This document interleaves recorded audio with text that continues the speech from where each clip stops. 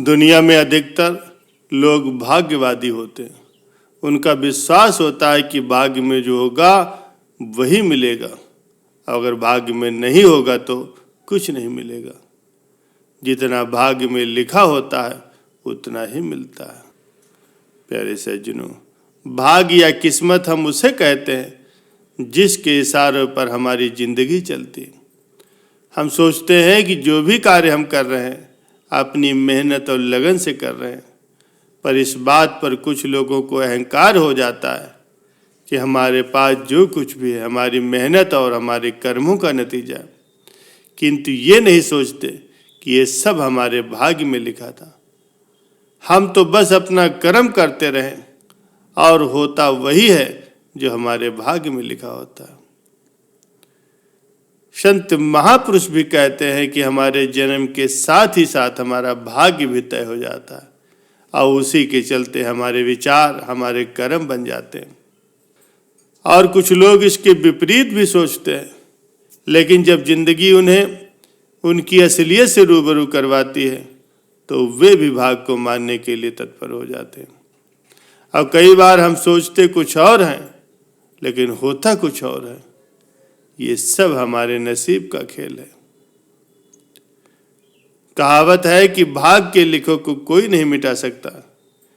इसे राजा को रंक और रंग को राजा बनाने में देर नहीं लगती। प्यारे सज्जनों, एक बार एक राजा था। उसका राज्य बहुत ही खुशहाल था। उसकी 3 बेटियां थी। सब कुछ शांतिपूर्वक चल रहा था। राजा की तीनों बेटियां अपने पिता से बेहद प्रेम करती थी। एक दिन राजा अपने महल की छत पर टहल रहा था। सब ओर शांति थी। ये देखकर वो बहुत प्रसन्न हुआ।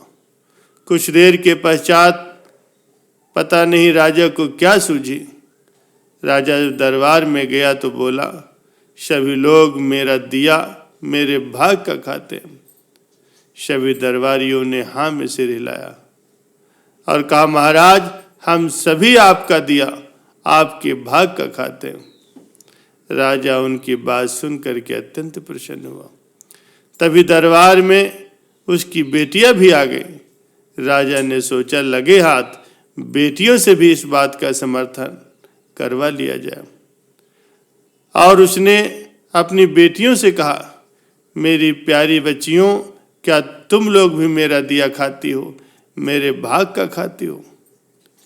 दोनों बड़ी बेटियां बोली, जी पिताजी, हम आपका दिया हुआ आपके भाग्य का खाते हैं।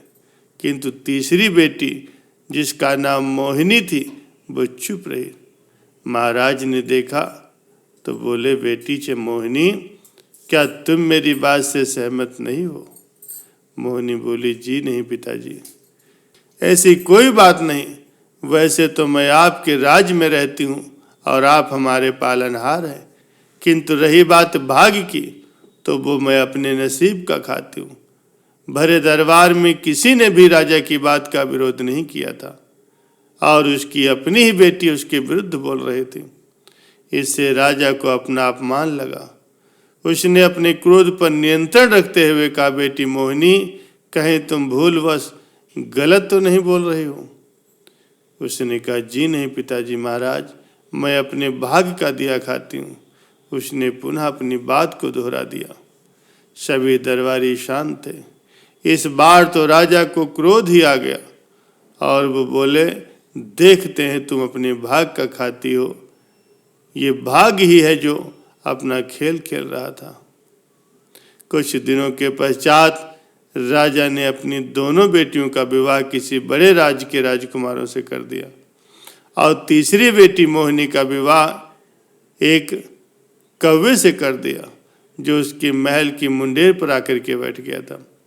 मोहिनी ने इस विवाह का विरोध किया, किंतु राजा को तो जैसे जिद ही थी। वो बोला, तुम अपने भाग का खा करके दिखाओ, और उसे राज्य से कुछ दूरी पर एक जमीन का टुकड़ा दे दिया। मोहिनी उस कौवे को साथ लेकर के महल के बाहर आ गए। उस जमीन पर जाकर के देखा तो वो बंजर जमीन थी। कहाँ वो महलों में रहने वाली नाजुक सी राजकुमारी और कहाँ वो बंजर जमीन पर अपने पति कौवे के साथ रह रहे थे। भाग का खेल वो समझ नहीं पाई और घबरा करके रोने लगी।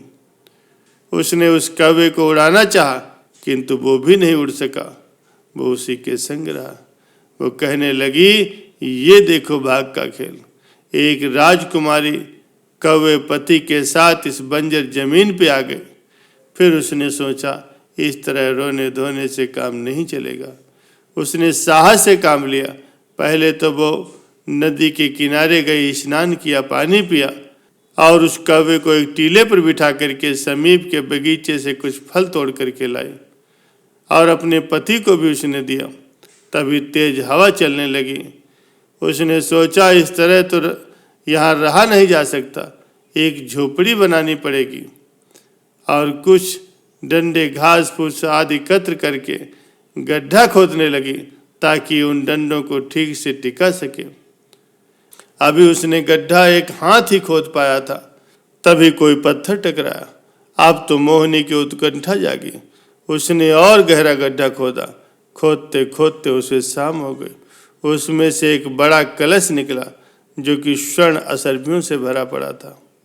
अगले दिन राजकुमारी ने वहां महल की नींव डलवा दी और कुछ ही महीनों में उस स्थान पर अपने पिता से भी बड़ा और सुंदर शानदार महल खड़ा हो गया। इस बीच वो कौवा हमेशा उसके संग रहा। अब तो राजकुमारी को अपने उस कौवे पति से भी प्रेम हो गया और दोनों संग संग रहते। एक दिन मोहिनी ने प्रेमवश आकर के उस कौवे को उसने चूम लिया। उसके चूमते ही एक चमत्कार हुआ और वो कौवा एक बहुत ही सुंदर राजकुमार में बदल गया। तब उसने बताया, मुझे अपने सुंदर होने पर अहंकार था। एक दिन मैंने उसी अहंकार में एक जादूगरनी का अपमान कर दिया था। तब उस जादूगरनी के श्राप से वो कौवा बन गया था और तुमने इस बदसूरत कौवे को प्रेम करके उसका श्राप तोड़ दिया। ये सभी बातें मोहिनी के पिता के पास जब पहुंची तो वो ये सब देखने के लिए स्वयं ही अपनी बेटी के महल में आया और उसका ठाठ बाट देख करके अचंभित रह गया और वो राजकुमारी से भी मिला। तब उसे लगा कि माध्यम कोई भी हो सकता है, किंतु खाते सब अपने अपने नसीब का ही है।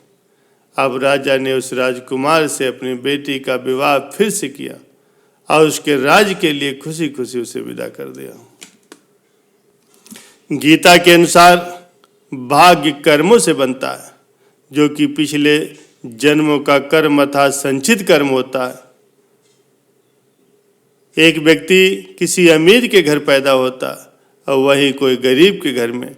ये सब उसके पिछले जन्मों के कर्मों के आधार पर ही तय होता है। ये उनका प्रारब्ध होता है। अब आप समझ गए होंगे कि कर्म और भाग्य दोनों साथ साथ चलते हैं। एक के बिना दूसरा महत्वहीन है। इसलिए कर्म और भाग्य दोनों का ही जीवन में होना बहुत जरूरी है।